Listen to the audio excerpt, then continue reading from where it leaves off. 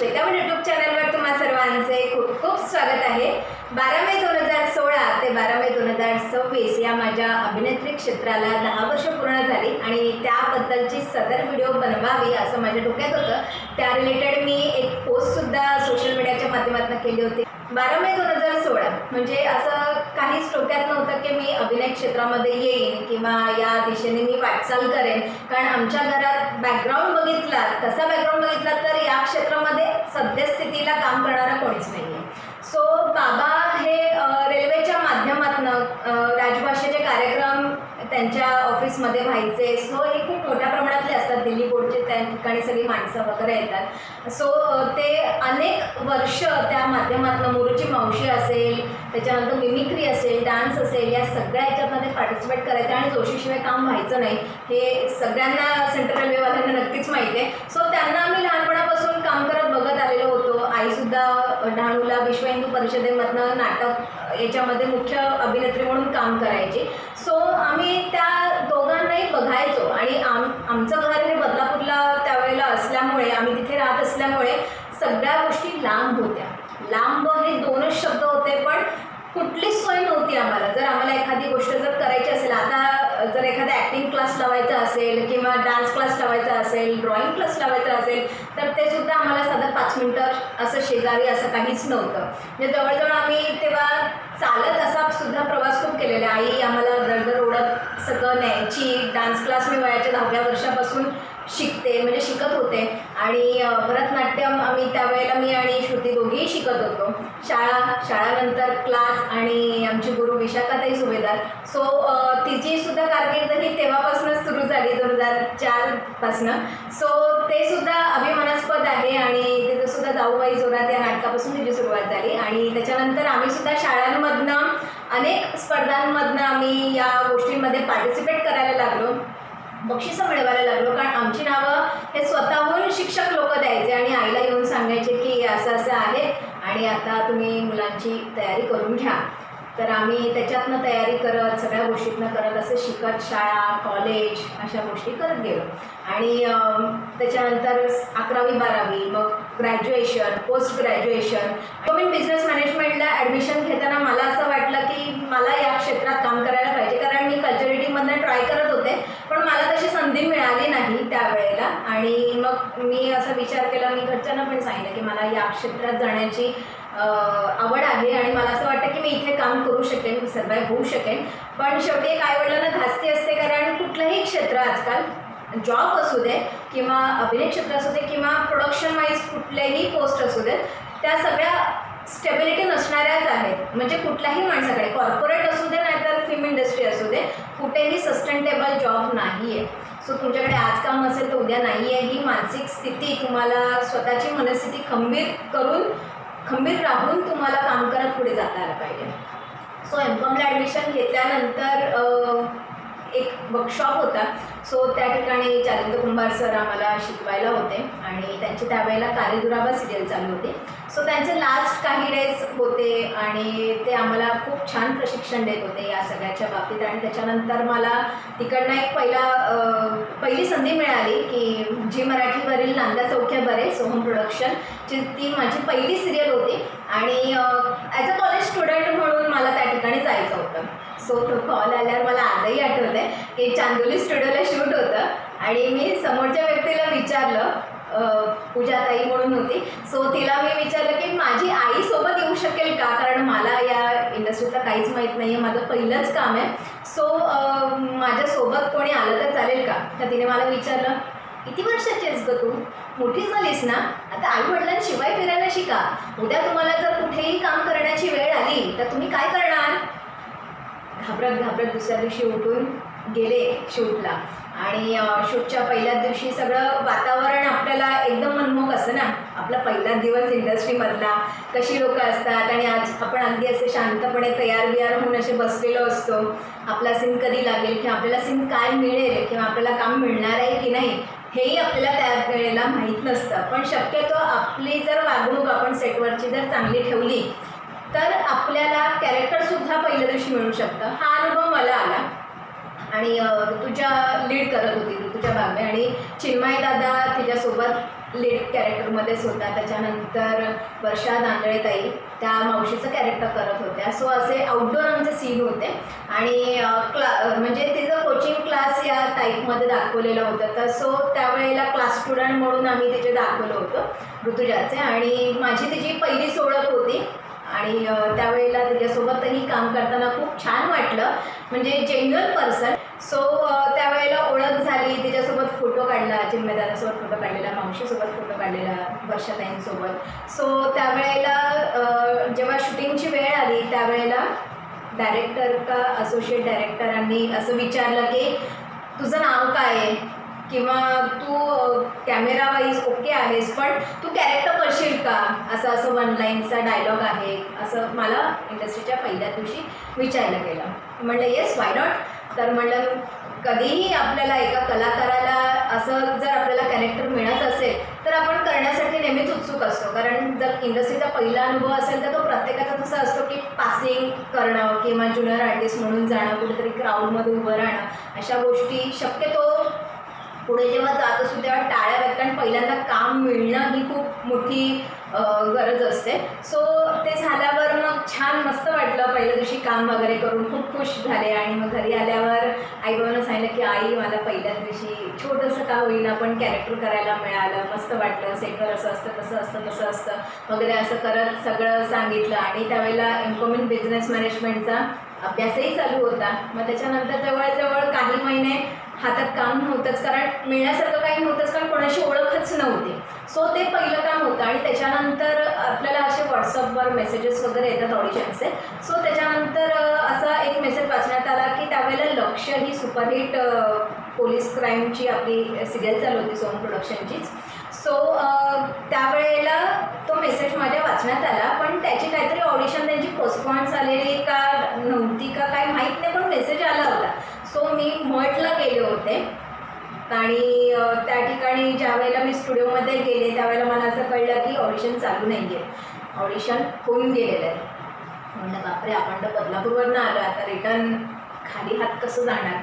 तर तिकडे अक्षयदादा होता, अक्षय वर्तक, आणि त्याने सांगितलं की थांबा मॅडम, तुम्ही आता एवढं आलाच आहात तर तुम्ही ऑडिशन देऊन जा, काही कॅरेक्टर असेल तर आम्ही तुम्हाला सांगतो. ऑडिशन झाली, त्याने सगळं फॉर्म बिम सगळं भरून घेतलं आणि माझ्यामध्ये जवळजवळ मी मडवरनं दादरला आले आणि दादरवरनं बदलापूरला जाण्यासाठी ट्रेनसाठी मी थांबलेच होते प्लॅटफॉर्मवर. सो त्याच वेळेला मला कॉल आला की तुम्ही उद्या अवेलेबल आहात का, आणि तुमचं असं असं रिपोर्टर म्हणून कॅरेक्टर आहे. माझ्या आयुष्यातलं पहिलं कॅरेक्टर जर असेल तर ते लक्ष मालिकेमधलं होतं. आणि लक्षामुळे माझ्यामध्ये खूप कलाकार लोकांचा प्रवास घडला आणि अशा काही स्टोऱ्या मला लक्षमध्ये काही कॅरेक्टर्स असतात, जसं रिक्वायरमेंट निघतात तसं तुम्हाला काम करायला मिळतं. सो मलाही ते कॅरेक्टर करायला मिळालं आणि पहिल्यांदाच त्यावेळेला मी as per character costume, makeup, hair सगळे आपल्या अगदी दिमतीला आहेत, सगळं काय हवं नको ते बघायला आहेत, असं ते आपल्याला त्यावेळेला थोडंसं ऑड वाटत असतं. काही आपल्याला काय हवं नको ते सगळं जागेवर मिळत असतं, नाही नाही नाही नको नको नको असं आपल्याला पहिल्यांदा होतं. पण ते नंतर एक सवय होते की हे लोक आपल्यासाठीच असतात, आपल्याला काय हवं नको ते बघण्यासाठी असतात. हे नंतर नंतर थोडंसं समजायला लागलं. आणि ज्यावेळेला कॅमेऱ्यासमोर उभं राहायला लागले त्यावेळेला सुद्धा, आता डायरेक्टर सरांचं नाव नाही आठवत मला, पण त्यांनी सरळ सांगितलं की मी एक एक लाईन सांगतो, तू एक एक लाईन कर, प्रेशराईज होऊ नकोस, तुला जसं सांगतोय मी तसं फक्त तू फॉलो कर आणि ते म्हण. पण ते कॅरेक्टर खूप छान झालं. त्याच्यानंतर खूप ॲप्रिशिएटचे मेसेजेस आले, सगळ्या गोष्टी झाल्या. मग त्याच्यानंतर खुर्ताकळी खुलेनाचा ट्रॅक मिळाला, त्याचं शूट आमचं दादरला होतं, लग्नाचं सीन शूटिंग होतं. सो 4 दिवसाचं तिथे होतं. राजवाडे मॅडम होत्या, ज्या आपल्या इंडस्ट्रीमध्ये सगळ्यांनाच माहिती आहेत. सो त्यांच्याकडनं नंतर मग काम मिळालं आणि नंतर मग मी थांबलेच नाही. खुर्ताकळी खुलेनाला आम्ही जवळजवळ त्यांच्या घरातले असल्यासारखेच होतो, म्हणजे ऑन ऑफ कॅरेक्टर माझं होतं पूर्ण सिरियलवर. जर काही असे वेगवेगळे कॅरेक्टर्स निघाले तर ते लोक आम्हाला बोलवायचे आणि आम्ही कामही करत राहिलो. कधीच त्या सब कॅरेक्टरला आम्ही अदर ऑप्शन नाही समजला. आजकालच्या मुलांची मनस्थिती अशी असते ना, त्यांना इंडस्ट्रीमध्ये कलाकार म्हणून काम करायचं असतं, पण त्यांना झटपट सेटल व्हायचं असतं. झटपट सेटल नाही होत आहे, कारण ते कष्ट असतात.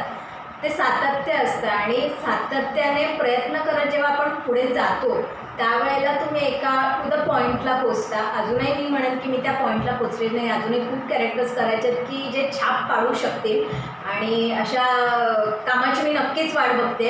आता मला जर कोणीही असं सांगितलं की श्वेताचं उद्यापासून हा ट्रॅक सुरू होतं, तुला करायचं आहे, तरी मी रेडी आहे. बस मी फक्त तुमच्या लोकांच्या कॉलची वाट बघते असं मी नक्कीच सांगू शकेन. पण अशी आत्ताच्या मुलांची मनस्थिती आहे, प्रोडक्शन वाईज मनस्थिती सगळी बदललेली आहे. सो हा माझ्या मते 2017चा पिरियड आहे.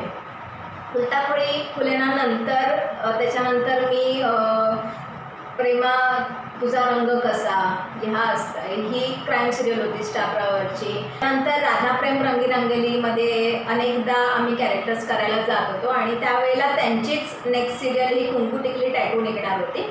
सो त्याच्यामध्ये काही कॅरेक्टर्स होते. सो त्याच्यामध्ये मला जी रमा दाखवलेली होती तिच्या मैत्रिणीचं माझं कॅरेक्टर होतं.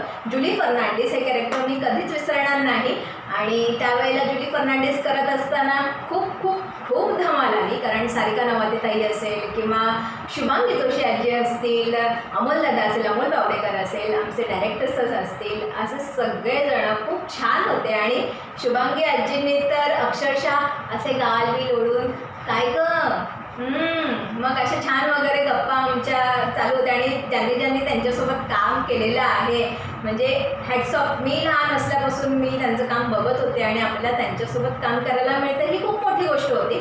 त्यावेळेला जास्त आम्हाला कोणासोबत फोटो काढायला मिळत नव्हते, ते पोस्ट करायला मिळत नव्हते. सो आत्ता सगळं सोशल मीडिया आणि या सगळ्या गोष्टी झालेल्या आहेत. त्याच्यामुळे कुंकू टिकली टॅटूमध्ये पण मला छान ट्रॅक करायला मिळालं. सगळ्यांनी छान सांभाळून घेतलं आणि व्यवस्थित तो ट्रॅक झाला.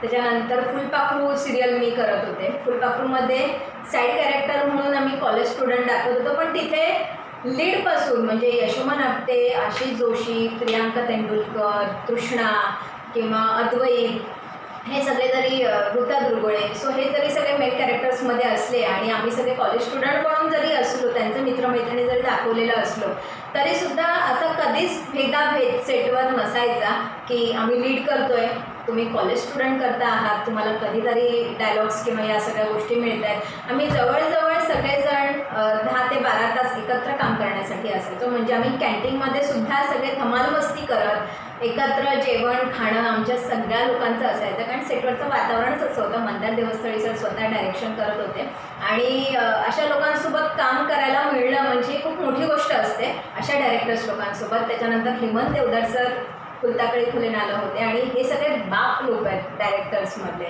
त्याच्यानंतर काम करायला सुरुवात केल्यानंतर फुलपाखरू काही महिने केली. त्याच्यानंतर ऑडिशनला मी गर्ल्स हॉस्टेलसाठी गेले होते मडला आणि गर्ल्स हॉस्टेलला मडला गेल्यानंतर गर्ल्स हॉस्टेल ही जियुवावरची सिरियल होती. जियुवा नवीन नवीन आलं होतं त्यावेळेला लवलग्न लोचा किंवा बनमस्का अशा याच्यामधलं काही कॅरेक्टर्स मी प्ले केले होते. आणि एक सिरियल होती त्यामध्ये त्यांना गर्ल्स हॉस्टेल म्हणजे रूममेट्स वाईज त्यांना काही कॅरेक्टर्स पाहिजे होते. सो त्याकरता ऑडिशनला गेलो होतो. अगेन बदलापूरवरूनच गेलो होतो आणि ऑडिशन झाली आणि त्यांनी मग आम्हाला वेट करायला सांगितलं होतं सिलेक्शन होईपर्यंत वगैरे. सो त्यांनी सांगितलं की डॉली नावाचं तुझा कॅरेक्टर असणार आहे, अशी बबली वगैरे असं कॅरेक्टर असेल, सो तुला हेड्स वगैरे काय मेंटेन करावे लागतील. It's okay, I am ready, कारण तसंही माझे हेड शॉर्ट असतात. सो अशा पद्धतीमध्ये मग त्यांनी आमची लुक टेस्ट वगैरे केली, लुक वाईज कसं काय तुम्ही छान दिसताय वगैरे अशा पद्धतीमध्ये. आणि नंतर लगेचच सिरियलच्या याला शूटिंगला आमची सुरुवात झाली. आणि अमोल बिडकर सर त्यावेळेला डायरेक्शन करत होते. सुनील भोसले सरांची ती सिरियल होती सोमेल प्रोडक्शनची. सो त्यांनीसुद्धा आम्हाला खूप छान प्रकारे सांभाळून घेतलं. शिवदादा स्वतः सगळं शेड्युलिंग वाईज सगळ्या गोष्टी हँडल करत होता. उत्तरा होती, उत्तरा करसकर. सो आम्ही अगेन सगळे ॲज अ लाईक फॅमिली आम्ही सगळे सेटवर असायचो. कारण ती सिरियल मुळात हॉरर होती आणि आम्हाला रात्रीच्या वेळेला खूप भीती वाटायची. कारण मड हे मुळात डेंजर आहे शूटिंग करण्यासाठी. कारण डेंजर काय आहे तर तिथे लोकवस्ती त्यावेळेला खूप कमी होती, बसची फ्रिक्वेन्सी कमी असायची. रात्रीच्या वेळेला कुठेही जाऊ देत नव्हते कारण हॉरर सिरियल करत होतो आणि बरेचसे काही प्रकार आपल्या आजूबाजूला घडत असतात. त्यामुळे प्रोडक्शनची पण एक जबाबदारी असते की आपली काळजी घेणं. आणि त्यावेळेला सिरियलला शूट करत होतो त्यावेळेला पाऊस खूप होता, बस नव्हती आणि आम्हाला जवळजवळ रात्रीचं पॅकअप झाल्यानंतर 11 वगैरे वाजले होते आणि आम्हाला कळलं की मडजेट्टीला झाड पडलेलं आहे आणि हा सगळ्यांना अनुभव असेल की मडजेट्टीला जर झाड पडलं तर तिकडनं बस येतही नाही आणि जातही नाही. सो सगळं लाईनीत असं ट्रॅफिक लागलेलं होतं आणि 11 वाजता करणार काय, तुम्ही जाणार कसे, कारण तिथे बस किंवा स्वतःची कार असल्याशिवाय माणूस ट्रॅव्हल करू शकत नाही. सो आम्ही वाट बघितली आणि खूप वेळ झाला, खूप पाऊस पडत होता, कारण जून जुलैमध्येच आमचं शूट सुरू झालेलं.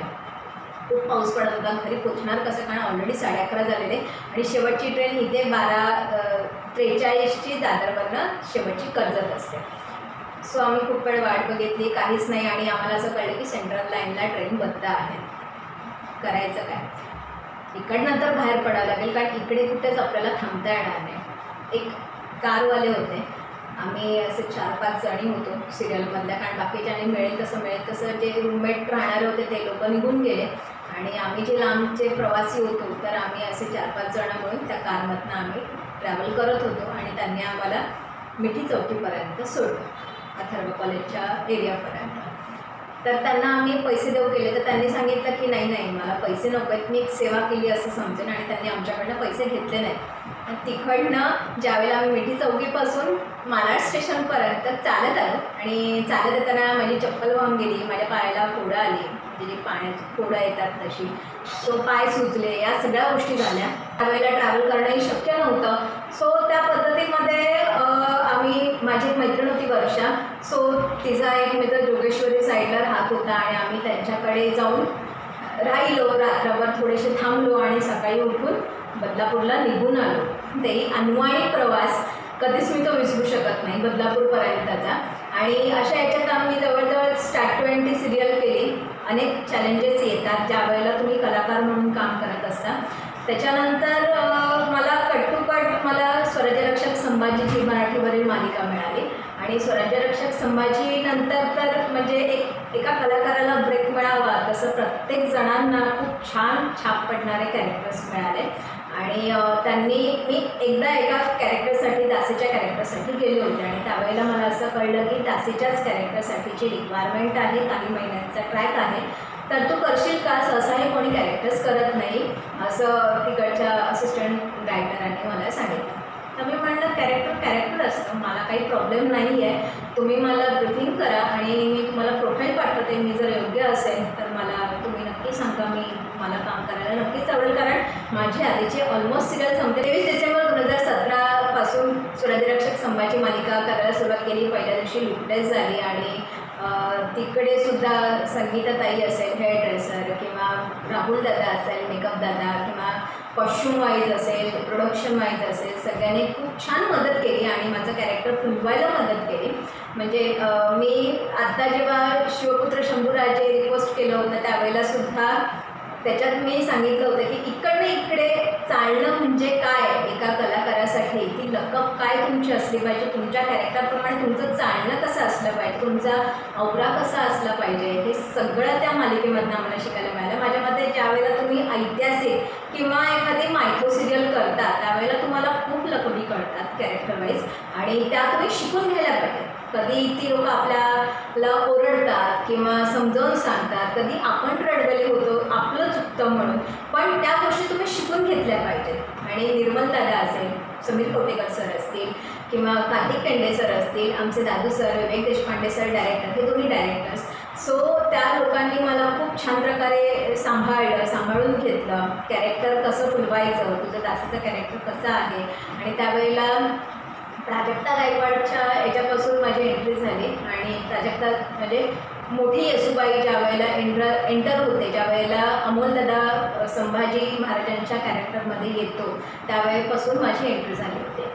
सो तुम्हाला आजही ते Zee5 एपिसोड नक्की पाहायला मिळतील. 79व्या एपिसोडपासून तुम्ही नक्की बघू शकता आणि आजही ते एपिसोड्स अवेलेबल आहेत. सो त्यावेळेला काम करत असताना त्यांनी जे पंतांच्या याच्यामध्ये मला बसवून सगळ्या गोष्टी ब्रीफ केल्या होत्या. हे कॅरेक्टर असं आहे, हे असं आहे, हे असं बोलायचं आहे, हे असं असलं पाहिजे, याची हिस्ट्री अशी आहे, आपण असं करतो आहे, हे सगळं त्यांनी व्यवस्थित सिस्टमॅटिकली ब्रीफिंग केलं होतं आणि त्यानुसार आम्हीसुद्धा त्या गोष्टी आत्मसात करण्याचा प्रयत्न करायचो. मग माझा सीन हा पुतळा मातोश्री आणि पले वैद्यताई आणि त्याच्यानंतर सोयरा राणी साहेब, सो ती स्नेहलता वसईकट्टा, या दोघींसोबत सर्वात जास्त माझे सीन असायचे. पंत लोकांसोबत माझे सीन खूप कमी असायचे.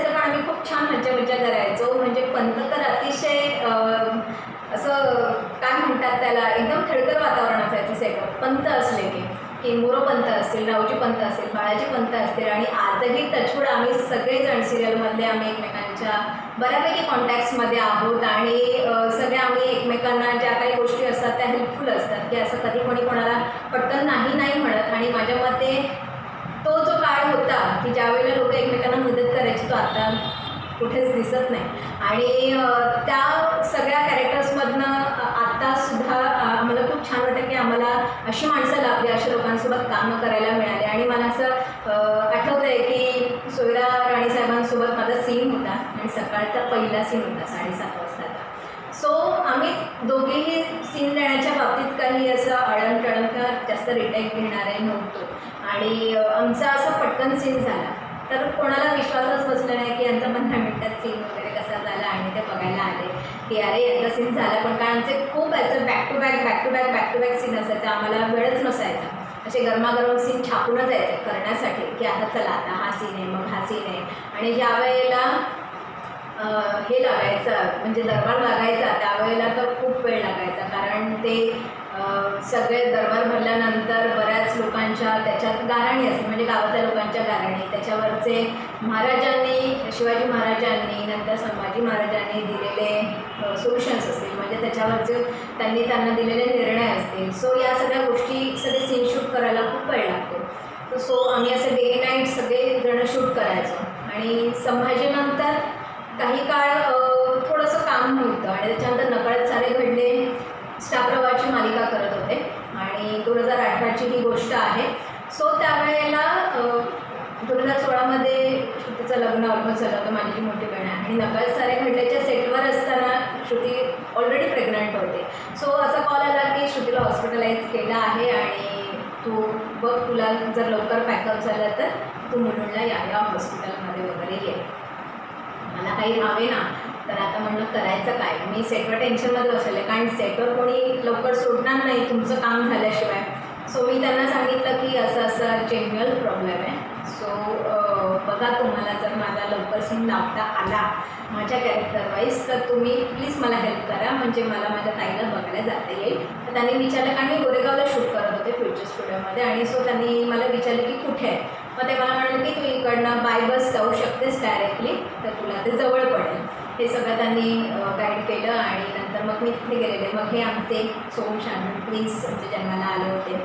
सो तोही काळ खूप छान होता. आणि त्याच्यानंतर मग राधाप्रेम रंगली असेल 2018मधलं, कलर्स मराठी, त्याच्यानंतर कुंकू टिकली टॅटू जे मी मगाशी सांगितलं ते. आणि त्याच्यानंतर तर मग कधी मागे वळून पाहिलंच नाही. खूप छान छान कॅरेक्टर्ससाठी कॉल्स येत गेले, कामं करत गेले.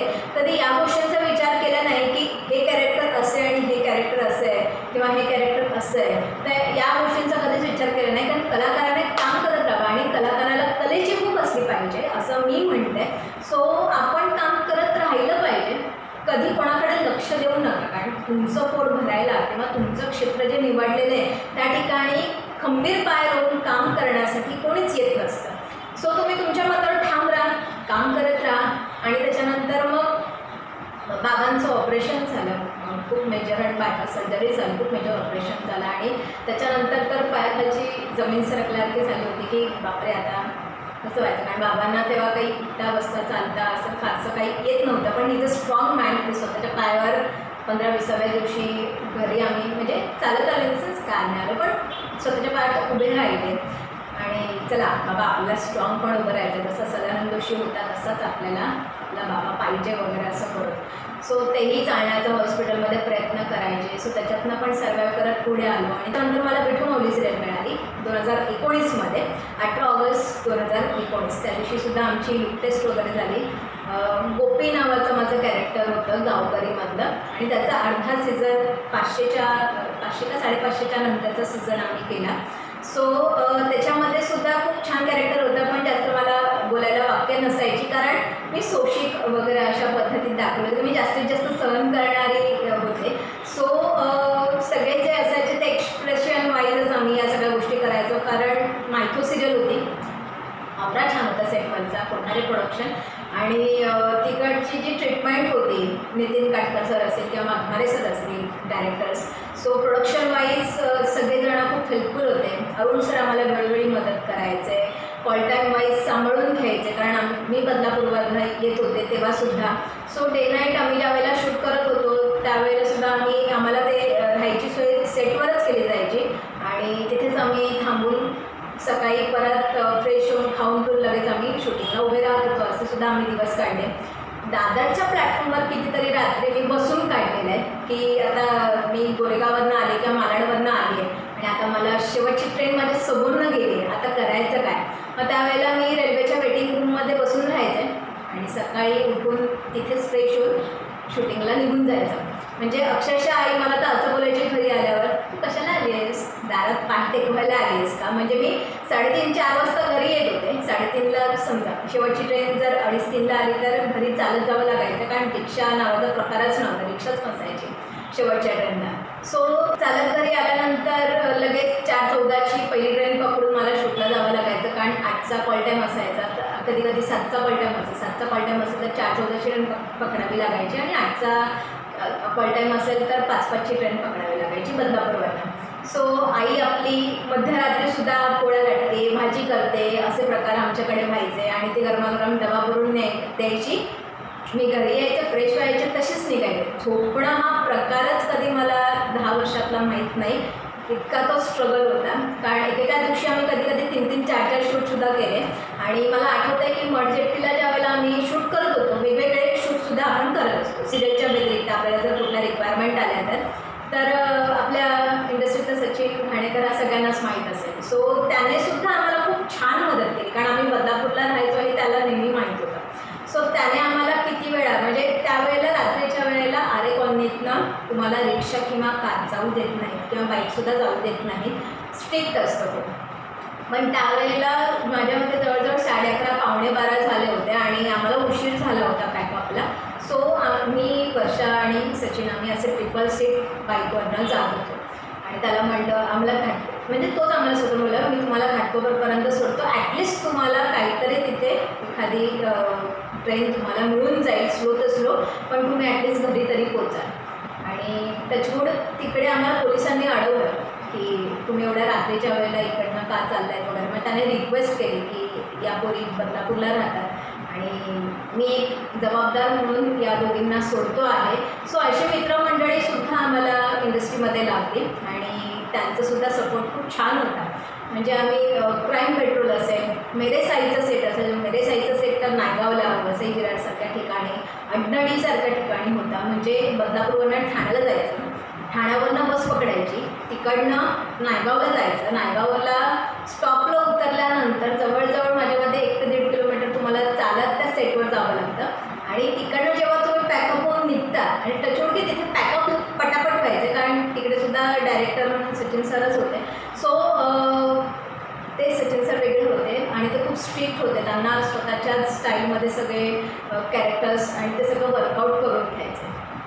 सो सगळं व्यवस्थित आणि पटापट पॅकअप झालं. 7ची शिफ्ट असायची, 4-5 वाजता आमचं पॅकअप होऊन पण जायचं, कधी कधी 12 वाजता पण व्हायचं. पण येतानाचे प्रॉब्लेम्स तिथे कसे होते की नायगावला तिथे गेल्यानंतर सेटवर शूट बीट सगळं मस्त एकदम चकास व्हायचं आणि तिकडनं निघालो की बस अक्षरशः अशी थांबायला लागायची जसं काय अरे थांबा मला घेऊन जा, अशा पद्धतीत त्या बसच्या मधोमध उभं राहायचं आणि बस थांबायची, अशी बस थांबावी लागायची. आणि जेव्हा असं कळायला लागलं की आपल्याला ओला कॅब बुक करता येते, आपण ठाण्यापर्यंत जाऊ शकतो, तर ठाणे स्टेशनपर्यंत आम्ही ओला कॅब बुक करायचो. मग तू येते का, तू येतो का, असं करत आम्ही शेअरिंगमध्ये त्यावेळेला ठाणे स्टेशनपर्यंत येतो आणि मग तिकडनं आपल्या घरी असं सुद्धा काही प्रवास केले. सो कधीच ना एक्सक्यूजच द्यायला शिकवू नका. तुम्हाला जे काम मिळतं आहे त्यासाठी कृतज्ञ राहा की आज तुम्ही जे घडता आहात तो स्ट्रगल असतो आणि त्याच्यातनं ज्यावेळेला तुम्ही पुढे जात असतात ती आपली शिदोरी बांधलेली असते, ती घेऊन आपण पुढे जात असतो.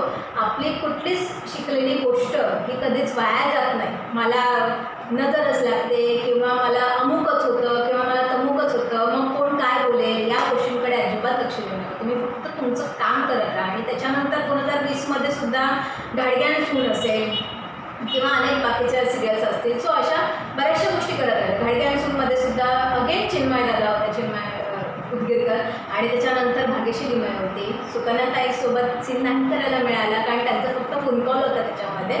आणि त्याच्यामध्ये सुद्धा आमचे डे अँड नाईट सीन होते. सो त्याच्यामध्ये सुद्धा आम्ही खूप छान मजा केली, कारण तिची मी भाग्यश्रीची मैत्रीण दाखवलेली असते. नेत्रा कॅरेक्टर होता माझं. तोही तुम्हाला एपिसोड हॉटस्टारवर, जिओ हॉटस्टारवर आता बघायला मिळेल. त्यावेळेला बूटवर होता, नंतर जिओ सिनेमा, मग आता जिओ हॉटस्टार. सो आता तुम्हाला त्याच्यावर तो एपिसोड नक्की पाहायला मिळेल. तोही एपिसोड आमचा खूप छान झाला होता. म्हणजे जवळजवळ 2-3 दिवसांचं आमचं ते शूटिंग होतं आणि तेही अगेन मोडमध्ये होतं. सो आम्ही छान व्यवस्थित सगळेजण एकमेकांना खूप सपोर्टिव्ह होतो आणि अशी सगळी कामं करत गेलो. मग नंतर कोरोना आला.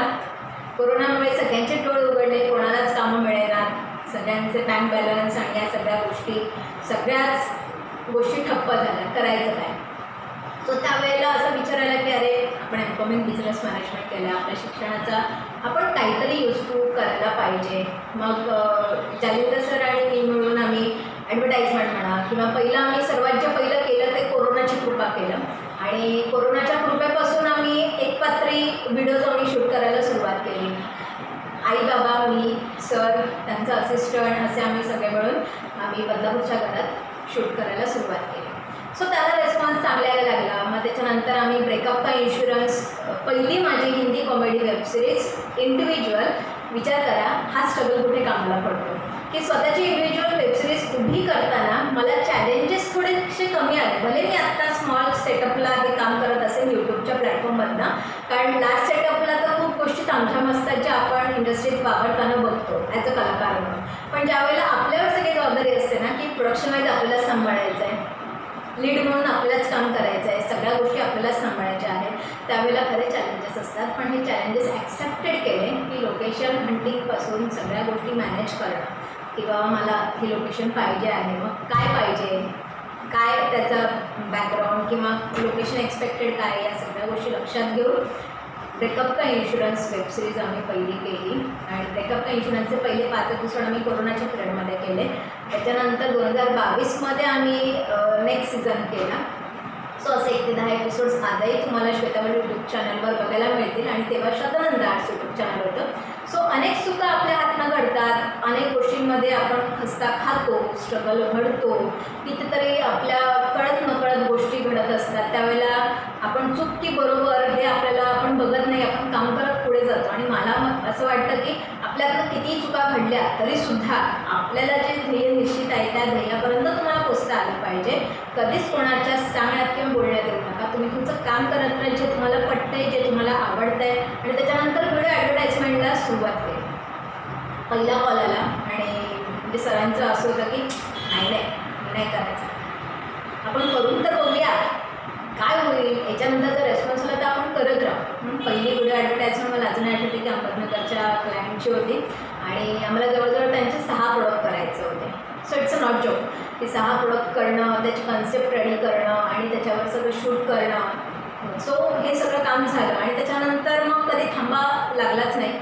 कामाची फ्रिक्वेन्सी आम्ही थोडीशी कमी ठेवतो, कारण कसं असतं की लोकांना मार्केटमध्ये खूप चीप लेवलला कामं पाहिजे असतात. म्हणजे जिथे लाखाच्या घरात कामं असतात तिथे लोकांना 100 रुपयात पाहिजे असतात. So how is it possible, कारण तुम्ही क्वालिटी आणि क्वांटिटीचा मान ठेवतच नाही आहे. आणि अशी पण लोकं मला भेटली जेव्हा बिझनेस उभा करताना, काय करायचं यार श्वेता, तुला तुझे पैसे मिळत आहेत ना, 100 रुपये ते 100 रुपये, आपल्याला काय करायचं आहे, त्या लोकांचा धंदा होतं की नाही त्यांचं ते बघतील.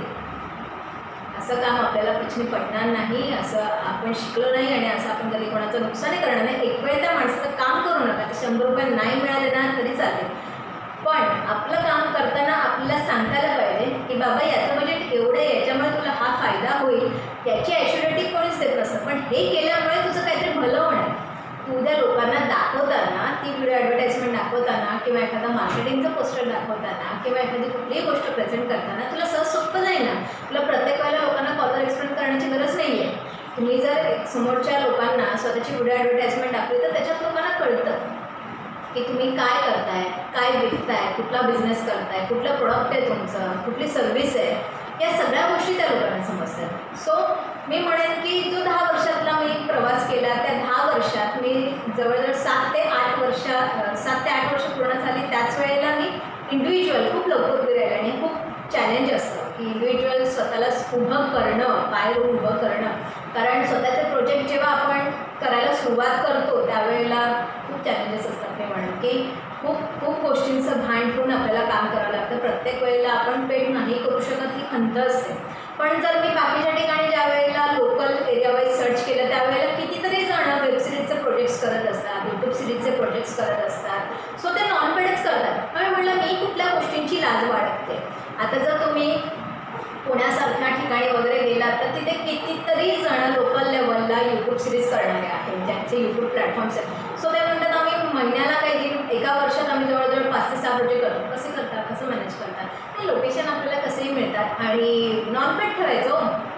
म्हणजे बाकीच्या तुम्ही सगळ्या सर्व्हिसांना देऊ शकता, कॅरेक्टर चांगला देऊ शकता. आणि बट ऑब्वियसली आमच्याकडे काम करणाऱ्यांचं प्रत्येकांचंच भलं झालेलं आहे. प्रत्येकांना काही ना काहीतरी कामं आज इंडस्ट्रीत मिळालेली आहेत किंवा ते करतायत, ते पुढे सर्वाईव्ह करू शकतात. आणि जे काम करून गेलेले आहेत ते आमची लिंक नक्कीच दाखवू शकतात, म्हणजे यूट्यूब प्लॅटफॉर्मची, की आम्ही याच्यात काम केलं आहे. कारण the director Jalinder Kumbhar sir, लेखक दिग्दर्शक, हे त्या ठिकाणी काम करत असतात. सो ते इंडस्ट्रीत आज जवळजवळ 25 वर्ष झाले काम करत आहेत. त्यांचा ग्राफ चांगला आहे कामांच्या बाबतीतला. आणि ज्या वेळेला आपण डायरेक्टरला त्यांच्या मनासारखं काम करायला देतो त्यावेळेला मला असं वाटतं की जो प्रोजेक्ट असतो तो 100% प्रॉपर गाजतो. कारण व्ह्यूजची अपेक्षा मला कधीच नसते. ज्या वेळेला लोक म्हणतात की तुमच्या चॅनलवर मिलियनमध्ये किंवा लाखात व्ह्यूज नाही आहेत, तर मी म्हणेन बाबा रे, हे पेड कंपेन लावून लाखात व्ह्यूज मी तासभरात आणू शकते, पण त्याचा मला भविष्यात उपयोग होणार आहे का?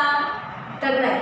आणि यूट्यूब स्वतः सांगतं की तुम्ही रीच वाढवण्यासाठी तुम्ही पेड कंपेन लावू शकता, पण याचा वॉच टाईम अवर्सवर काहीच इम्पॅक्ट होत नाही. आणि ज्यांना याच्यातलं कळत नाही त्यांना आपण या गोष्टी एक्सप्लेन करत बसू शकत नाही. कुठल्याही गोष्टी ज्या वेळेला तुम्ही करायला सुरुवात करता त्यावेळेला त्या आत्मसात करून आधी शिकल्या पाहिजे. सो शिकल्याशिवाय कुठलीच गोष्ट येत नाही. आणि आज तुम्ही बघताय की अगेन श्वेता स्वॅग आता नवीन सुरू झालेला आहे. सो श्वेता स्वॅगचा सॅटर्डेला पहिला पार्ट झालेला आहे. आता दुसरा पार्ट या येत्या शनिवारी आहे. तुम्ही पाहताय की नाही श्वेता स्वॅग? आणि नसेल पाहिला तर श्वेतावर यूट्यूब चॅनलला जाऊन आत्ता लगेच पहा. आणि तुम्हाला अशा जर कॉमेडी शॉर्ट्स व्हिडिओजमध्ये आमच्यासोबत पार्टिसिपेट व्हायचं असेल तर तुम्ही नक्की येऊ शकता. आणि तुम्हाला गाण्याची आवड असेल तेव्हा तुम्हाला कुठल्याही गोष्टीची आवड असेल आणि तुम्हाला आमच्यासोबत जॉईन व्हायचं असेल तुम्ही नक्की व्हा. मान्य आहे की ही थोडीशी व्हिडिओ खूप मोठी झाली, पण 2016 ते 2026 माझ्या मते हा पिरियड खूप मोठा आहे. आणि माझ्या मते हा प्रवास अखंड चालत राहावा आणि अनेक कामं करत पुढे जाण्याची इच्छा आहे. सो नवीन अजून काही ना काहीतरी नक्कीच मी घेऊन येईन. आणि तुमच्या रसिक मायबाप प्रेक्षकांमुळे मला खूप प्रेम आणि आशीर्वाद मिळालेले आहेत. आमच्या अगदी मी सुरुवात केली त्यापासून अगदी छोट्या छोट्या कॅरेक्टर्सपासून ते जेव्हा लोकांनी माझे सिरियल्स वाईज एपिसोड्स बघितले असेल तेव्हा माझ्या आईबाबांना आवर्जून कॉल आलेले. म्हणजे घरी आल्यावर आईबाबा सांगायचे मी एपिसोड कधी माझे स्वतः मला पाहायला लवकर मिळालेले नाही आहेत, कधी ट्रेनमध्ये किंवा कधी. कारण आम्ही आधी पण आम्ही झोपेतच असायचो, कारण पहाटे लवकर जायचं, रात्री उशिरा यायचं. सो त्याच्यामुळे आईवडिलांना आवर्जून कॉल यायचा की अरे तुमच्या मुलीचा एपिसोड पाहिला. किंवा माझ्या काकांनाही खूप त्या बाबतीत कौतुक होतं की छान करते वगैरे अशा पद्धतीमध्ये. सो ते जे सगळं होतं तो स्ट्रगल होता.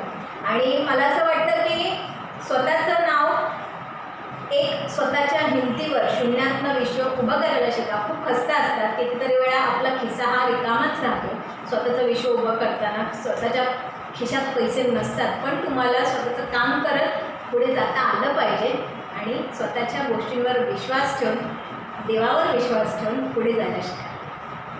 असं जशीच म्हणतात. धन्यवाद. श्री स्वामी समर्थ.